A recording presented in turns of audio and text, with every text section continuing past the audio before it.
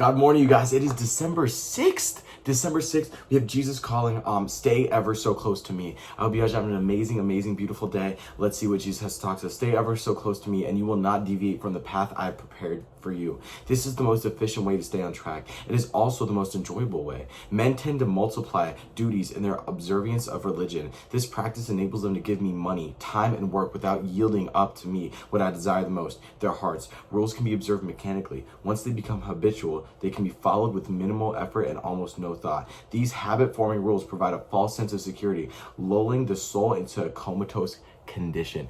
Dang, everyone needs to listen to that. Everyone needs to hear that. If you don't know what I said, go back and re-hear it from the beginning. Every single person, every single Christian, every single breathing human being on this planet needs to really hear that and ingest it and see what God truly means by that. He literally says, money, time, and work yielding to God do not matter. They do not matter. We think they matter. We think that if we do these kind of works, we're going to get into heaven. We think that if we give God this amount of time, we're going to get into heaven. We think if we provide this amount of money to the church, we're going to get into heaven. No, God is strictly saying here that if you do any of these things without your heart in it, without truly wanting to do it for God, right, then it provides nothing. It gives us a false sense of security that we are going to get into heaven. And then subsequently, we will not ever really truly be able to get into heaven because we think that we're already in there. That is crazy. We trick ourselves, right? We cope ourselves into thinking that we are doing godly things, that we are living a Jesus-led life when we're really not at all. That is insane. That is so deep. And God really looks into our psyche. Jesus is looking at our psyche and telling us how we trick ourselves, how we fool ourselves every single day of our lives, which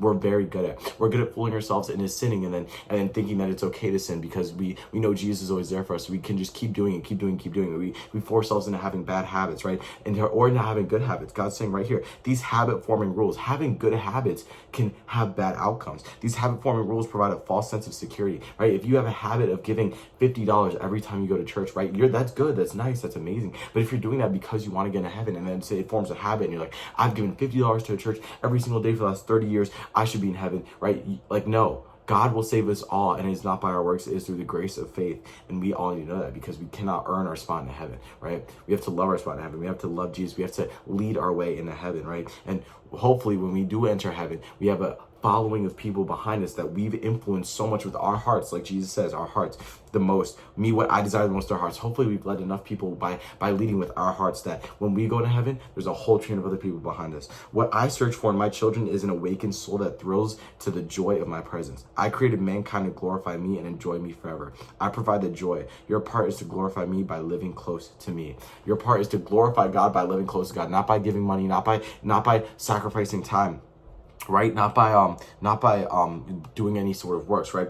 I provide the joy. Your part is to glorify me by living close to me. Live close to God, live close to Jesus, live in a Jesus-led life, and all those other things will follow. The money will follow, the work will follow, the time will follow, right? All these other things will follow if you're leading a Jesus-led life. You don't have to follow these things to get to the Jesus-led life. You have to get to the Jesus-led life to provide these things, right? We're thinking about it backwards, we're flipping it. And then this comes from these verses right here. Deuteronomy 6:5. Love the Lord your God with all your heart, and with all your soul, and with all your strength. Colossians 3:23. Whatever you do, work at it with all your heart, as working for the Lord, not for men. So the thing I keep hearing come up is heart. Do it with your heart, right? It's like when your parents ask you to do a chore, right? And you're like, oh, I don't want to. And you clearly have an attitude about it, but you do it anyway. And your parents are like, I don't want you doing it if you're going to do it that way. And you're like, what are you talking about? I'm getting it done. I'm doing it. This is what you wanted. But like, I don't want you to have to do it. I want you to want to do it. I want you to want to provide. I want you to want to make my life easier. I want you to want to care about me, right? Because it shows that you care about them. That's literally exactly what God's saying. Psalm 16:11. You have made known to me the path of life. You will fill me with joy in your presence, with eternal pleasures at your right hand.